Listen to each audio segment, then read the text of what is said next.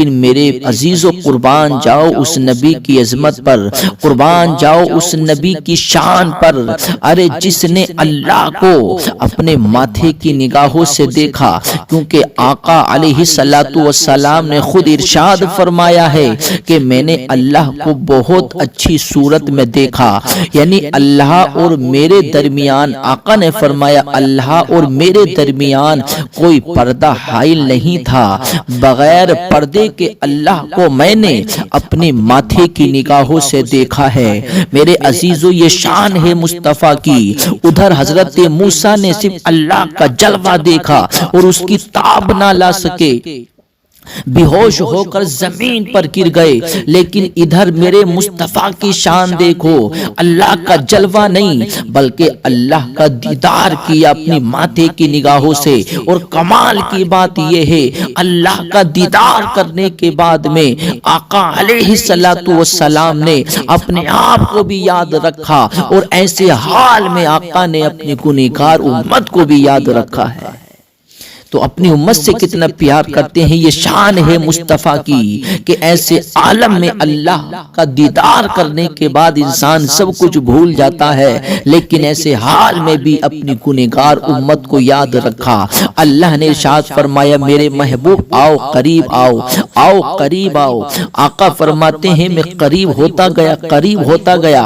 اللہ رب العزت نے، میرے عزیزو، اللہ رب العزت نے کہا میرے محبوب کوئی دل کی خواہش ہو تو بتاؤ، کوئی دل کی تمنا ہو تو بتاؤ۔ اللہ سے ملاقات ہونے کے بعد پھر اللہ نے فرمایا میرے محبوب کوئی دل کی تمنا ہو تو بتاؤ۔ تو نبی کریم کی محبت پر قربان جاؤ میرے عزیزو۔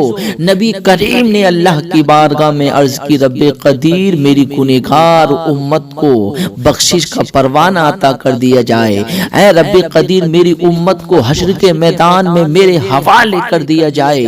اللہ نے ارشاد فرمایا میرے محبوب گھبرانے کی ضرورت نہیں ہے، اے میرے محبوب پریشان ہونے کی ضرورت نہیں ہے، اے میرے محبوب حشر کے میدان میں ہم تمہاری امت کو تمہارے حوالے فرما دیں گے۔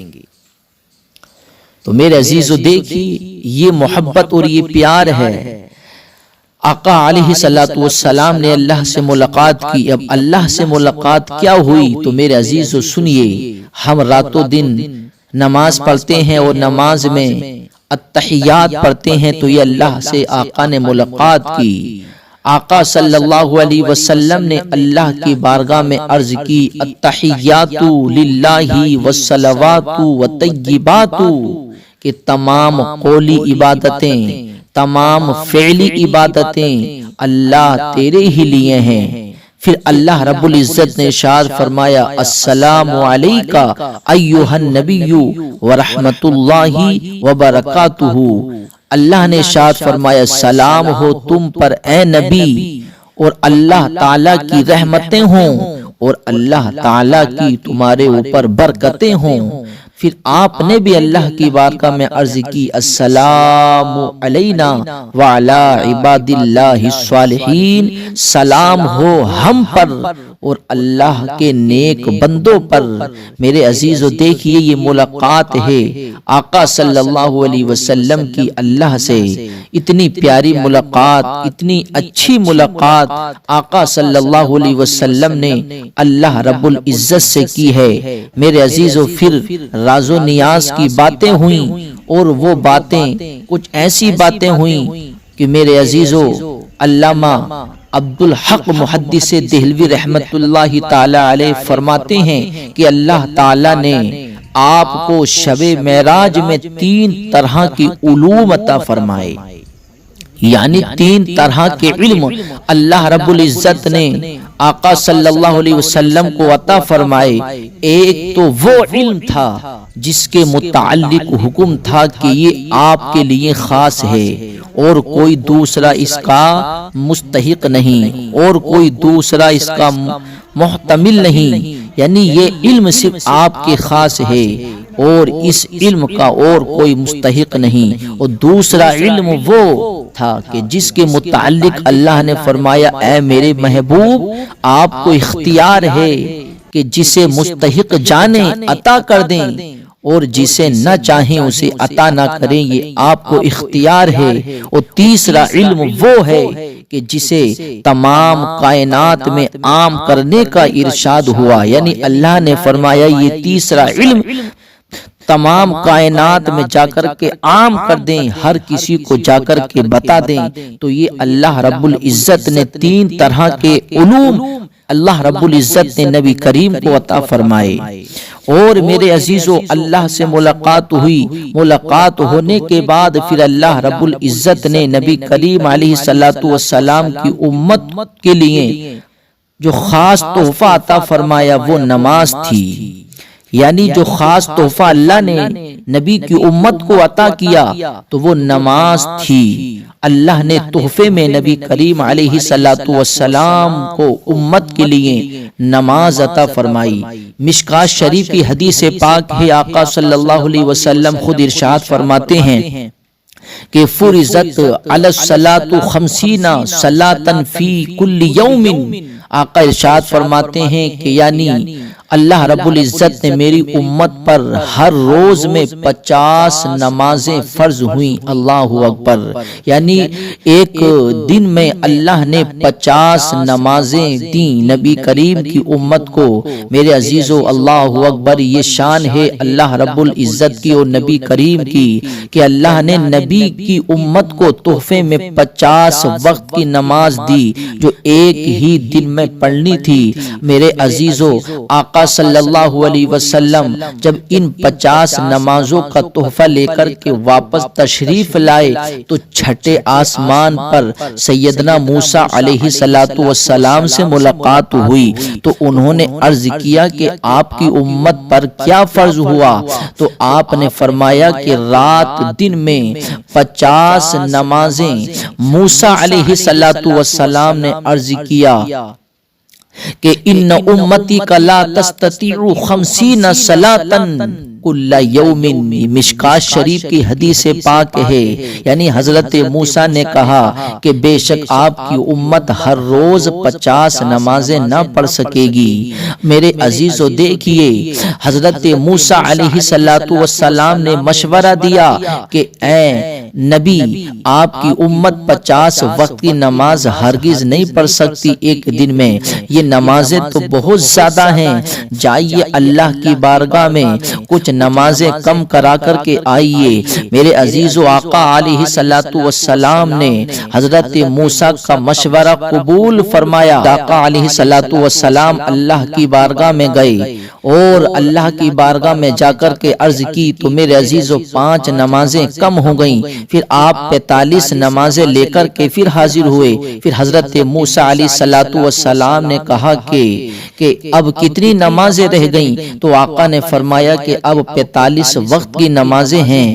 تو حضرت موسیٰ نے کہا کہ یا رسول اللہ، اب بھی بہت زیادہ ہیں، آپ کی امت نہیں پڑھ سکتی، جائیے اللہ کی بارگاہ میں کچھ نمازیں کم کرا کر کے آئیے۔ میرے عزیزو، حضرت موسیٰ علیہ السلام کے کہنے پر پھر آقا اللہ کی بارگاہ میں حاضر ہو گئے، یہاں تک کہ میرے عزیزو آقا علیہ السلام اللہ کی بارگاہ میں 9 بار گئے اور 5 نمازیں کم ہوتی رہیں یہاں تک کہ 5 وقت کی نماز رہ گئی۔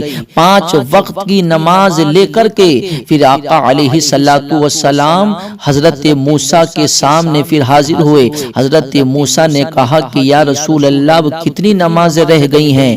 تو حضرت موسیٰ سے آقا نے ارشاد فرمایا کہ اب 5 وقت کی نمازیں رہ گئی ہیں۔ تو حضرت موسیٰ نے پھر کہا کہ یا رسول اللہ، میں اب بھی کہہ رہا ہوں کہ یہ بھی بہت زیادہ ہیں، آپ کی امت 5 وقت کی نماز بھی نہیں پڑھ پائے گی۔ تو آقا کریم علیہ السلام نے کہا کہ اب مجھے اللہ کی بارگاہ میں جاتے ہوئے حیا آتی ہے کہ میری امت 5 وقت کی نماز بھی نہ پڑھ پائے گی، اب میں اللہ کی بارگاہ میں نہیں جا سکتا، اب میں اللہ کی رضا میں راضی ہوں، اب مجھے حیا آتی ہے اللہ کی بارگاہ میں۔ تو میرے عزیزو دیکھیے، حضرت موسیٰ علیہ السلام کا یہ احسان ہے، حضرت موسیٰ علیہ السلام کے وسیلے سے کہ مرتبہ آقا علیہ الصلوۃ والسلام اللہ کی بارگاہ میں گئے تو 45 وقت کی نمازیں کم ہو کر کے 5 وقت کی نماز رہ گئی۔ یہ حضرت موسیٰ علیہ الصلوۃ والسلام کا وسیلہ ہے، اور میرے عزیزو حضرت موسیٰ علیہ الصلوۃ والسلام نے ٹھیک کہا تھا کہ 5 وقت کی نماز بھی نہیں پڑھ پائے گی یہ آپ کی امت، اور واقعی میں آج یہی ہو رہا ہے میرے عزیزو۔ 5 وقت کی نمازیں لوگوں سے پڑھی نہیں جا رہی ہیں، تو 50 وقت کی نمازیں وہ کیسے پڑھ لیتے؟ اللہ اکبر! یہ تو اللہ رب العزت کا احسان ہے کہ اللہ رب العزت نے نبی کریم پر احسان کیا، اور نبی کریم کے کہنے پر اللہ نے 45 وقت کی نمازیں کم کر کے 5 وقت کی نمازوں کا تحفہ عطا فرمایا۔ لیکن 5 وقت کی نمازیں لے کر کے میرے آقا علیہ الصلوۃ والسلام جب اللہ کی بارگاہ سے آ رہے تھے تو اللہ نے ارشاد فرمایا میرے محبوب پریشان ہونے کی ضرورت نہیں ہے، ہم نے 50 وقت کی نماز دی تھی لیکن اب 45 وقت کی نماز کم کر کے 5 وقت کی نماز باقی رہ گئی ہے، تو ہم نے ثواب کم نہیں کیا ہے، ہمارا ثواب اتنا ہی ہے۔ اگر کوئی سچے دل سے 5 وقت کی نماز پڑھے گا لیکن ہم اس کو ثواب 50 وقت کی نماز کا ہی عطا کریں گے۔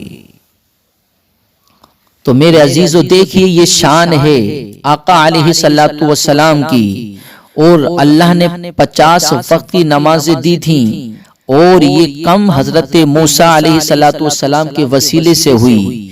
تو اب میرے عزیزو اس سے معلوم ہوا کہ وسیلہ بھی بہت بڑی چیز ہے۔ کوئی سا بھی کام ہو اگر اس میں وسیلہ ڈال دیا جائے تو وہ کام پائے تکمیل تک پہنچتا ہے۔ تو میرے عزیزو اب جو لوگ وسیلے کے منکر ہیں کہ وہی ہمیں کسی کے وسیلے کی ضرورت نہیں ہے، ہم اللہ والوں کو وسیلہ نہیں بناتے، ہم نبی کریم کو وسیلہ نہیں بناتے، ہم تو ڈائریکٹ اللہ سے مانگتے ہیں، تو اب ان کو سوچنا چاہیے اگر تم وسیلے کے منکر ہو تو تمہیں 50 وقت کی ہی نمازیں پڑھنی چاہیے، کیونکہ حضرت موسیٰ کے وسیلے سے کم ہوئی نمازیں، نہیں تو 50 وقت کی نمازیں اللہ نے تحفے میں دی تھی نبی کی امت کو۔ تو جو وسیلے کے منکر ہیں کہ ہم وسیلہ نہیں مانتے تو انہیں 50 وقت کی ہی نمازیں پڑھنی چاہیے، اور الحمدللہ ہم تو وسیلے کے قائل ہیں تو ہم 5 وقت کی نمازیں پڑھتے ہیں۔ تو میرے عزیزو معلوم ہوا کہ بغیر وسیلے کے کچھ نہیں ہوتا، بلکہ وسیلے سے ہی کام پائے تکمیل تک پہنچتا ہے۔ اور ایک بات اور میرے عزیزو کہ اس میں لوگ کچھ سوال بھی کرتے ہیں کہ اللہ کو جب 5 وقت کی نمازیں ہی کرنی تھی تو اللہ نے 50 وقت کی نمازیں کیوں دیں؟ تو میرے عزیزو ہمارے علماء کرام اس میں کئی حکمتیں بیان کرتے ہیں۔ ایک حکمت تو یہ ہے کہ حضرت موسیٰ علیہ الصلوۃ والسلام نے اللہ کی بارگاہ میں عرض کی تھی مولا میں تجھے دیکھنا چاہتا ہوں، میں تجھے دیکھنا چاہتا ہوں۔ تو میرے عزیزو حضرت موسیٰ علیہ الصلوۃ والسلام چھٹے آسمان پر تھے، تو اس لیے بار بار اللہ نے نبی کریم کو حضرت موسیٰ کی بارگاہ میں بھیجا، اور حضرت موسیٰ اللہ کی بارگاہ میں نبی کریم کو بھیج رہے تھے۔ تو میرے عزیزو اس کا مطلب یہ ہے اللہ نے یہ چاہا کہ موسیٰ مجھے دیکھ تو نہ سکے لیکن نبی کریم مجھے دیکھ کر کے جا رہے ہیں، نبی کریم کی نگاہوں میں میرا جلوہ نظر آ رہا ہے، میرے جلوے کو دیکھ کر کے میرا کلیم بھی خوش ہو جائے۔ میرے عزیزو واقعی میں کیونکہ نبی کریم بار بار اللہ کو دیکھ کر کے آ رہے تھے تو نبی کریم کی نگاہوں میں اللہ کا جلوہ نظر آ رہا تھا، تو حضرت موسیٰ اس جلوے کو دیکھ رہے تھے، یہ حکمت ہے۔ اور میرے عزیزو دیکھیے نبی کریم کی شان یہ ہے کہ اللہ نے معراج پر ایک بار بلایا، لیکن نبی کی چاہت یہ ہے کہ میرے عزیزو نبی چاہیں تو اللہ کی بارگاہ میں کتنی بار بھی جا سکتے ہیں، اللہ نے صرف ایک بار بلوایا لیکن نبی کریم اپنی مرضی سے نمازیں کم کرانے کے لیے 9 بار گئے، یہ شان ہے آقا علیہ الصلوۃ والسلام کی۔ تو میرے عزیزو اللہ رب العزت نے ایسا مقام و مرتبے سے نوازا ہے نبی کریم علیہ الصلوۃ والسلام کو۔ اب دیکھیے میرے عزیزو یہ آقا علیہ الصلوۃ والسلام کی شان ہے کہ ہمارے آقا علیہ الصلوۃ والسلام رات کے تھوڑے سے حصے میں مکہ لا مکہ 7 آسمان کو پار کرتے ہوئے عرش اعظم اللہ سے ملاقات کرائے، لیکن کتنا وقت لگا؟ رات کے تھوڑے سے حصے میں آقا علیہ الصلوۃ والسلام نے اتنا طویل سفر طے کیا۔ میرے عزیزو، آقا علیہ الصلوۃ والسلام جس بستر پر لیٹے ہوئے تھے، آقا علیہ الصلوۃ والسلام جب معراج سے واپس تشریف لائے تو وہ بستر بھی ٹھنڈا نہیں ہوا تھا۔ ابھی اس بستر میں نیند کے اثرات واقع تھے، ابھی وہ بستر ٹھنڈا نہیں ہوا تھا، اور آقا علیہ الصلوۃ والسلام معراج پر تشریف لے کر کے گئے تو میرے عزیزو، جس لوٹے سے آپ نے غسل کیا، وضو کیا تھا، تو میرے عزیزو اسی کوزے سے جو پانی وضو کے وقت گرا تھا پوری طرح نہ بہا تھا۔ وہ پانی پوری طرح بہا نہیں تھا، بلکہ پانی بھی ٹپک رہا تھا۔ اتنے سارے وقت میں، اتنے تھوڑے سے وقت میں آقا اللہ سے ملاقات کر کے اتنا لمبا سفر طے کر کے واپس بھی تشریف لے آئے، اور زنجیر حجرہ ابھی تک ہل ہی رہی تھی۔ اس لیے تو شاعر نے کہا ہے کہ زنجیر بھی ہلتی رہی، بستر بھی رہا گرم۔ زنجیر بھی ہلتی رہی، بستر بھی رہا گرم، ایک پل میں سرے عرش گئے آئے محمد، ایک پل میں سرے عرش گئے آئے محمد۔ میرے عزیزو، یہ شان ہے آقا علیہ الصلوۃ والسلام کی۔ میرے آقا علیہ الصلوۃ والسلام اتنا طویل سفر طے کرنے کے بعد پھر آقا علیہ الصلوۃ والسلام نے صبح کے وقت میں آپ نے تمام لوگوں کے سامنے معراج شریف کا واقعہ بیان فرمایا کہ آقا نے ارشاد فرمایا کہ میں رات ہی میں لامکہ اور لامکہ عرش اعظم ساتوں آسمان کو پار کرتے ہوئے میں اللہ کے پاس میں گیا، میں نے اللہ سے ملاقات کی ہے، میں نے جنت کو بھی دیکھ لیا، میں نے دوزخ کو بھی دیکھ لیا، میں نے تمام ملائکہ سے ملاقات بھی کر لی۔ آقا اپنی معراج کا واقعہ صبح کو لوگوں میں بیان کر رہے ہیں، تو میرے عزیزو، یہ آقا علیہ الصلوۃ والسلام کا بہت بڑا معجزہ ہے۔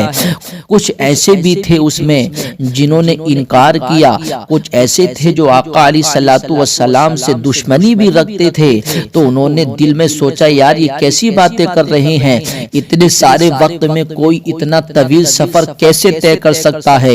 کچھ منکر تھے اس میں، وہ دوڑے دوڑے حضرت ابو بکر صدیق کے پاس میں گئے، اور جانے کے بعد میں کہتے ہیں اے ابو بکر صدیق بتاؤ، اگر کوئی تم سے یہ کہے کہ ہم رات کے تھوڑے سے حصے میں ساتوں آسمان کو پار کر کے عرش اعظم کو بھی پار کر کے ہم اللہ کے پاس میں چلے جائیں، اور تھوڑا سا وقت لگے ہم جنت کو بھی دیکھ لیں، ہم دوزخ کو بھی دیکھ لیں، تمام ملائکہ سے ملاقات کر لیں، تو کیا آپ اس کی بات کی تصدیق کریں گے؟